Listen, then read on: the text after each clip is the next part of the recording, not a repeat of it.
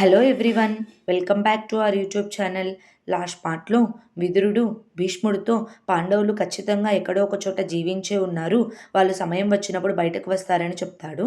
ఆ తర్వాత ఏం జరిగిందో ఇప్పుడు తెలుసుకుందాం.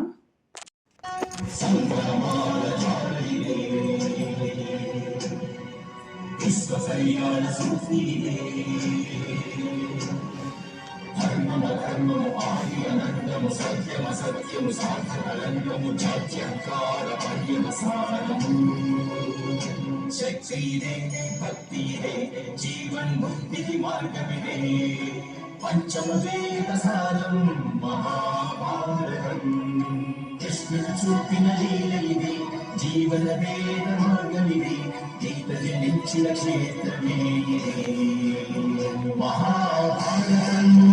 శ్రీకృష్ణుడు రుక్మిణీదేవి నది ఒడ్డున నడుచుకుంటూ వస్తూ ఉంటారు.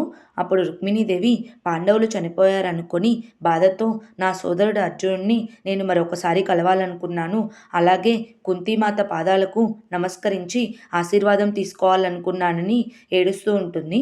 అప్పుడు కృష్ణుడు రుక్మిణి ఒకసారి వెనక్కి చూసి అక్కడ ఏమున్నాయో చెప్పు అని అంటాడు. అప్పుడు రుక్మిణీదేవి మన పాదాల గుర్తులు ఉన్నాయి స్వామి అని అంటుంది. ఆ తర్వాత ఒక పెద్ద అల వచ్చి ఆ గుర్తులు చెరిగిపోతాయి. అప్పుడు కృష్ణుడు ఇప్పుడు చూడు రుక్మిణి, అక్కడ మన పాదాల గుర్తులు ఉన్నాయా అని అడుగుతాడు. ఇప్పుడు పాదాల గుర్తులు లేవంటే అర్థం దానికి కారకులైన వారు లేరు అని కాదు కదా అని అంటాడు. అప్పుడు రుక్మిణీదేవి ఆనందంతో అంటే పాండవులు ఇంకా జీవించే ఉన్నారా అని అడుగుతుంది. దానికి కృష్ణుడు ఏమో నాకు తెలియదు, ఒకవేళ జీవించి ఉంటే నేను వారిని త్వరలోనే కలుస్తానని చెప్తాడు. అప్పుడు రుక్మిణీదేవి అదేంటి స్వామి, మీరు నేను అడిగిన దానికి సమాధానం ఇవ్వలేదు కదా అని అంటుంది. అప్పుడు కృష్ణుడు దానికి సమాధానం కావాలంటే నీవు ఒకసారి ఆలోచించు, మగధ నుంచి మత్స్యం వరకు, హస్తినాపురం నుంచి విదర్భ వరకు ప్రజలు ఎలా ఉన్నారు. ప్రజలు కష్టపడి చేలల్లో పనిచేసి గనులను తవ్వి వాటి నుంచి నిధులను లోహాలను తవ్వుతున్నారు, అలాగే బండరాలను కొట్టి వాటిపైన భవనాలు నిర్మిస్తున్నారు. వాళ్ళు ఎంత కష్టపడుతున్నారంటే చివరకు వాళ్ళకు మిగిలేదేమిటి? అన్యాయం, ఆకలి, పేదరికం ఇవే కదా. కానీ సంపన్నులవుతున్నది మాత్రం రాజులు, మహారాజులు, సమ్రాట్టులే కదా. ఒకసారి ఆలోచించు, ఏ ఒక్క రాజైనా ప్రజల సుఖం గురించి కానీ శ్రేయస్సు గురించి కానీ ఆలోచిస్తున్నారా? ఈశ్వరుడు దీన్నే అధర్మం అంటారు. ఆ ధర్మం పెరిగినప్పుడు లోక కళ్యాణం కోసం ఈశ్వరుడు కొంతమంది వ్యక్తులను సృష్టిస్తాడు. ఆ వ్యక్తులు ఎలా ఉంటారంటే వారి మనసులో ధర్మమే ఎప్పుడూ నిలుస్తూ ఉంటుంది. కనుక ఈ సమాజంలో మార్పు రానంత వరకు, ప్రజలు సుఖంగా ఉండనంత వరకు అలాంటి వ్యక్తుల దగ్గరకు మృత్యువు ఎలా వస్తుంది? నాకు నమ్మకం ఉన్నంత వరకు పాండవులు ఇంకా బ్రతికే ఉన్నారు, వారిని నేను త్వరలోనే కలుసుకోబోతున్నాను పాంచాల రాజ్యంలో అని అంటాడు. అప్పుడు రుక్మిణీదేవి పాంచాల రాజ్యంలోనే ఎందుకు స్వామి అని అడుగుతుంది. అప్పుడు కృష్ణుడు పాంచాల రాజ్యంలోనే ఎందుకంటావా? అక్కడ అధర్మం మధ్యలో ఒక ధర్మం అనే కమలం వికసిస్తుంది. అక్కడ ఎలాంటి శక్తి ఉద్భవిస్తుందంటే సమస్త రాజ్యాలన్నీ భవిష్యత్తు ఆ శక్తి మీద ఆధారపడి ఉంటాయి. నేను ఆ శక్తిని రక్షించడానికే పాంచాల రాజ్యం వెళ్ళాలి అని అంటాడు. అప్పుడు రుక్మిణీదేవి ఎవరి నుంచి రక్షించాలి అని అడుగుతుంది. ఆ శక్తికి జన్మనించిన వాళ్ళ నుంచే, అంటే పాంచాల రాజు ద్రుపద మహారాజు నుంచి అని చెప్తాడు.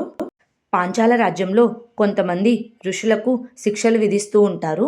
అక్కడే శిఖండిని కూడా ఉంటుంది. ఒక ఋషి దాహం దాహం అని అడుగుతూ ఉండగా శిఖండిని ఆ ఋషికి నీళ్లు ఇస్తుంది. అప్పుడు ద్రుపద మహారాజు వచ్చి ఎవరి ఆదేశం మేరకు నువ్వు నీళ్లు అందిస్తున్నావు అని అడుగుతాడు. అప్పుడు శిఖండిని ఒకవేళ అతనికి నీళ్లు ఇవ్వకపోతే అతను చనిపోతాడు, అప్పుడు ఆ ఋషి హత్య పాపం మనకే తగులుతుంది అని అంటుంది.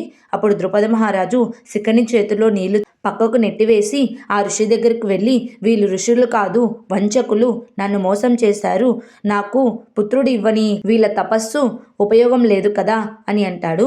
అప్పుడు ఆ ఋషి మాకేం తెలుసు మహారాజా, మీ రాతలో పుత్రికే జన్మిస్తుంది, పుత్రుడు జన్మించడు అని అంటారు. అప్పుడు ద్రుపద మహారాజు తన కత్తి ఎత్తి ఆ ఋషిని చంపబోతూ ఉండగా ఒక మహర్షి వచ్చి ఆగండి, ఆ ఋషిని చంపి మీరు నరకయాతన అనుభవించవద్దు, మీ మనోవాంఛ మేము తీరుస్తాం పిలుస్తాము అని చెప్తాడు. అప్పుడు ద్రుపద మహారాజు ఆ మహర్షి దగ్గరికి వెళ్ళి, యాజ మహర్షి, ఉపయాజ మహర్షి మీరేనా? నేను మొదటిసారిగా మీ దగ్గరికి వచ్చినప్పుడు మీరు ఒప్పుకోలేదు కదా, ఇప్పుడు ఎందుకు వచ్చారు? మీకు కూడా భయం వేసిందా మిమ్మల్ని ఏమైనా చేస్తానని అని అడుగుతారు. అప్పుడు యాజ మహర్షి, అలాంటిదేమీ లేదు, మీరు ఆ ఋషులను చంపకుండా ఉండడానికి ఇలా చేస్తున్నాము, మీకు ఖచ్చితంగా పుత్రుడు జన్మిస్తాడు అని చెప్తాడు. అప్పుడు ద్రుపద మహారాజు, మీరు నిజమే చెప్తున్నారా లేదా మీ ప్రాణాలను కాపాడుకోవడానికి అలా చెప్తున్నారా అని అడుగుతాడు. అప్పుడు ఆ మహర్షి, లేదు మహారాజా, మేము నిజమే చెప్తున్నాము, మీకు ఖచ్చితంగా పుత్రుడు జన్మిస్తాడు, కానీ మీకు ఫస్ట్ పుత్రిక జన్మిస్తుంది, ఆమెను స్వీకరించిన తర్వాతే పుత్రుడు జన్మిస్తాడు అని అంటాడు. పుత్రికను నేనేం చేసుకోను, ఒక తండ్రి మర్యాదను గౌరవాన్ని కాపాడలేని పుత్రిక నాకెందుకు అని శిఖండిని చూపిస్తూ, ఈమెను కూడా అందరూ ఖచ్చితంగా భీష్ముని వధిస్తుందని చెప్పారు, కానీ ఏం చేసింది, నా పరువు ఏమీ నిలపలేదు, కనుక నాకు పుత్రిక ఏమీ అవసరం లేదు, ఒకవేళ పుత్రిక జన్మించిన తర్వాతే పుత్రుడు జన్మిస్తాడంటే అలాగే కానివ్వండి, ఎక్కడో ఒక చోట ఒక భవనంలో ఒక మూలను కూర్చొని ఉంటుంది అని అంటాడు. మీరు అజ్ఞానంతో మాట్లాడుతున్నారు మహారాజా, ఈ సమస్త విశ్వంలో కూతుర్ని పొందడం ఒక వరం, మీరు మర్చిపోయారా? ఒక్క కూతురు ఉన్న దక్షుడను మనం ప్రజాపతి అంటాము, ఆ కూతురు మాధ్యమంతోనే ఈ సమస్త జీవి జన్మించింది అని అంటాడు. అప్పుడు యాజమహర్షి, ద్రుపద మహారాజా, యజ్ఞంతో జన్మించిన కన్య వల్ల మీ సమస్త ఆశలు కోరికలన్నీ నెరవేరుతాయి. ఆ కన్య ఎలా ఉంటుందంటే రానున్న భవిష్యత్తుకి ఒక కొత్త రూపం ఇస్తుంది అని చెప్తాడు. అప్పుడు ద్రుపద మహారాజు కూడా ఆలోచిస్తాడు. ఆ తర్వాత పాండవులంతా ఋషుల వేషం ధరించి ఒక అడవిలో నివసిస్తూ ఉంటారు. అందరూ ఎవరి పనులు వారు చేసుకుంటూ ఉంటారు. అందరి కోసం ఆహారం తీసుకురావడానికి అర్జునుడు, నకులుడు వెళ్ళి కొన్ని పండ్లను తీసుకొని వస్తారు. వారు వచ్చే సమయానికి కుంతీదేవి ఒక పక్కన కూర్చొని బాధపడుతూ ఉంటుంది. ధర్మరాజు, సహదేవుడు పుల్లలు విరుస్తూ చాలా కష్టపడుతూ ఉంటారు. భీముడు కూడా బండరాళ్ళను ఎత్తి పక్కన పెడుతూ ఉంటాడు. అప్పుడు అర్జునుడు చూసి చాలా బాధపడతాడు. అప్పుడే భీముడు వచ్చి, అర్జున, ఆహారం తీసుకొచ్చావా? నేను ఆహారం కోసమే ఎదురు చూస్తున్నాను. ఆ దుర్యోధనుడు నా నుంచి రాజభవనాన్ని లాక్కోవచ్చు, కానీ నా తిండిని, నా దంతాలను లాక్కోలేడు కదా. ఎప్పటి వరకు నేను తింటూ ఉంటానో అప్పటి వరకు నాకు బాధ కలగదు అని అంటాడు. అప్పుడు అందరూ నవ్వుతారు.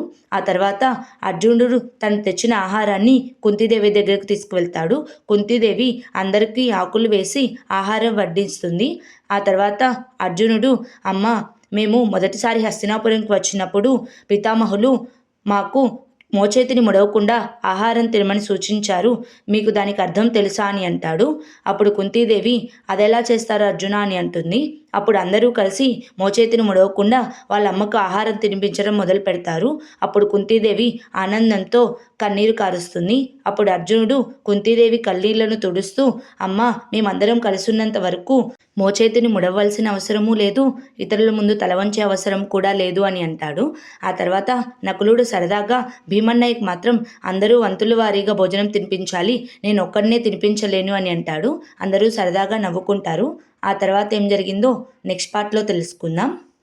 Please like, share and subscribe to our YouTube channel. Thank you.